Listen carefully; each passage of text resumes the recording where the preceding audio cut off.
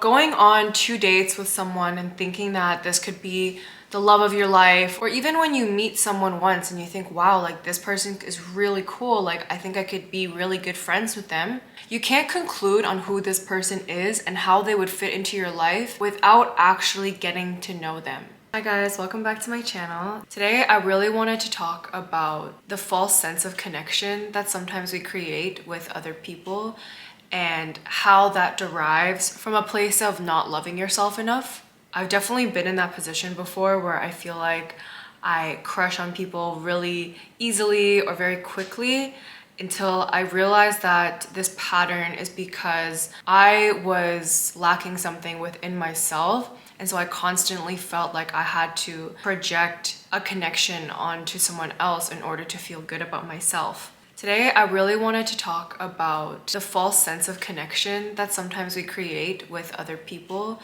and how that derives from a place of not loving yourself enough.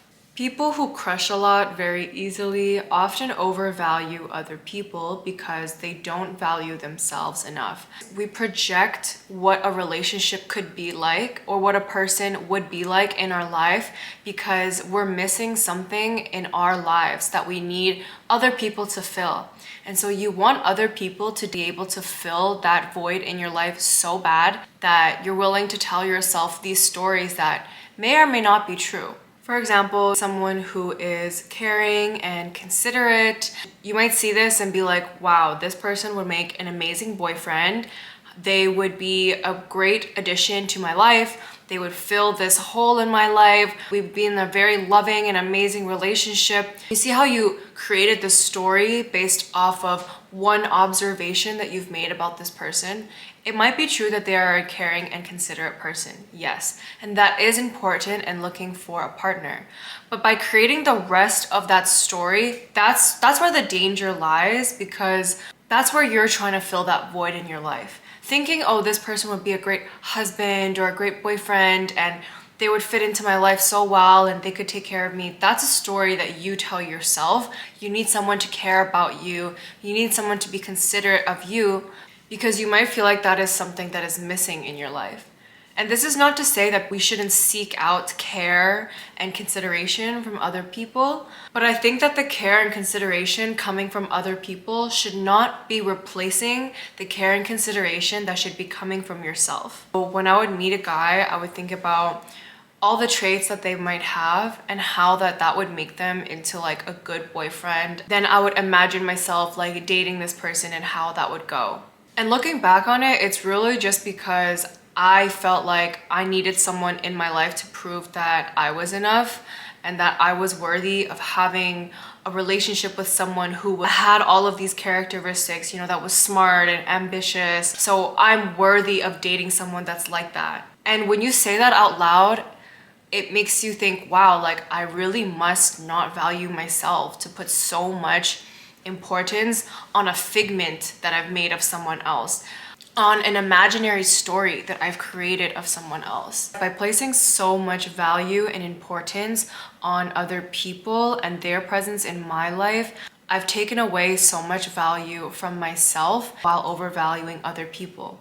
Even if you have gotten to know them and everything is going great, I think it's still very important to make sure that you're not putting significance on that person to the point where if they exited your life would be like in shambles. Codependency is feeling like you can't live without another person or feeling like you can't just be alone. Not being able to be just comfortable with yourself and feel that you are enough on your own.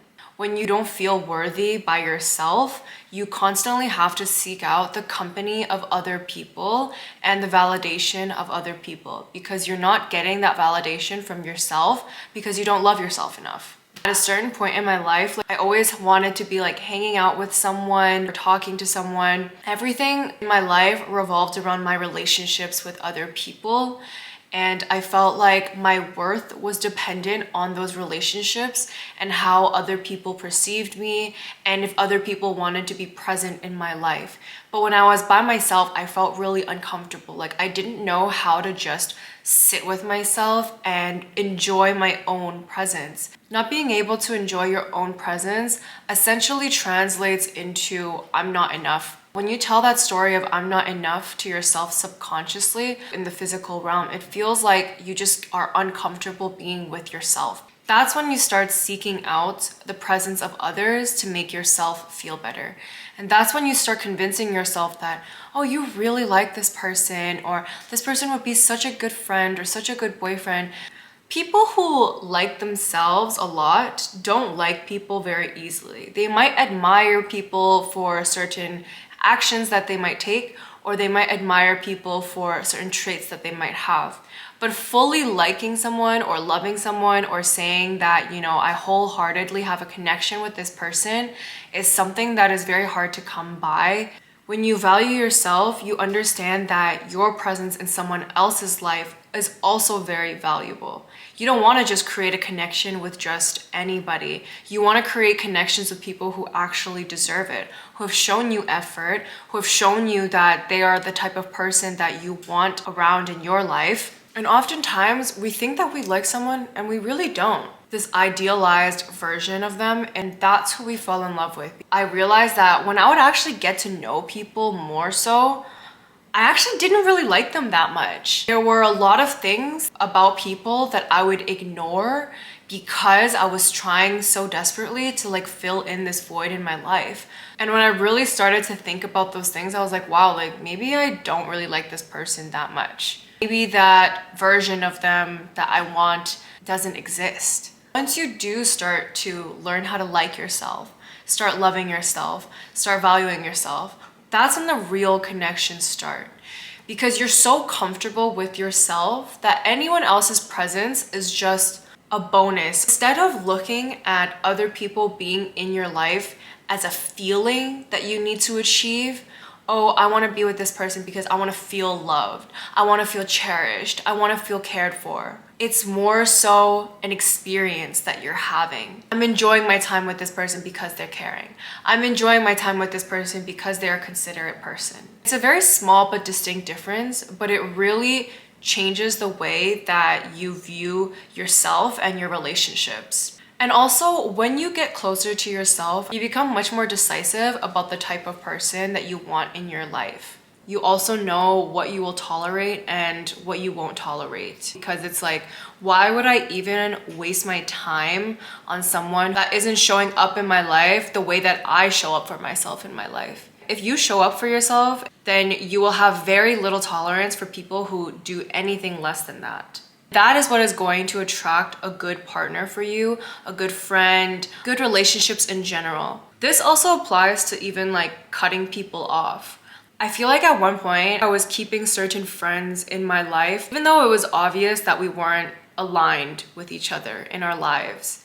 We were in different places in our lives, we have different values. The way that we treat people in a friendship or in a relationship is very different. Our expectations of friendships and relationships are very different. I still kept these friends around because, for old time's sake. There's a way to respectfully understand that other people don't have to fit into your life just because at one point they did. And I was constantly convincing myself that I wanted to hang out with these people. I enjoyed hanging out with these people. At a certain point, I realized I don't. And by no means is there any negative connotation to all this. It's just we're very different. What we enjoy doing, what we enjoy talking about, I felt like there was no common ground.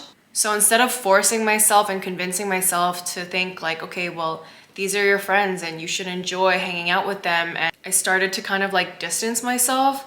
At first, I felt like a bit of a loner. Now that I've reduced my circle to people that I really feel like I align with, that list of people that I can call on a whim is much shorter. So I had to learn from that. I had to learn how to just enjoy my own presence. If I want to go outside to go grab a bite to eat, I don't have to call someone to come with me to go. I can just go and enjoy eating by myself. And so once I got closer to myself and understood myself better and started really loving myself and valuing myself, I stopped putting myself in situations with people that I didn't feel like aligned with myself and the type of person that I want to be around. Whereas before, I felt like I would just be around anybody because I didn't value myself. I didn't care who I was around because why did it matter? Like now I really care. Like I don't want to be around just anybody. I want to be spending my time selectively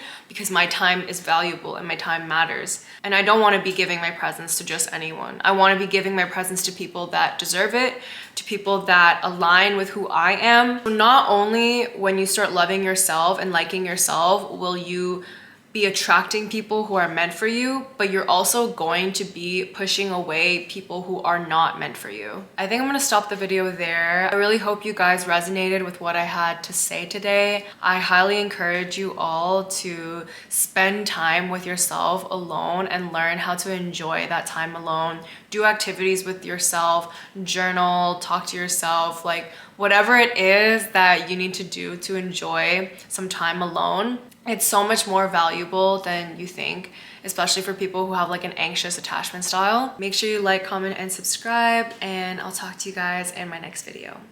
Bye.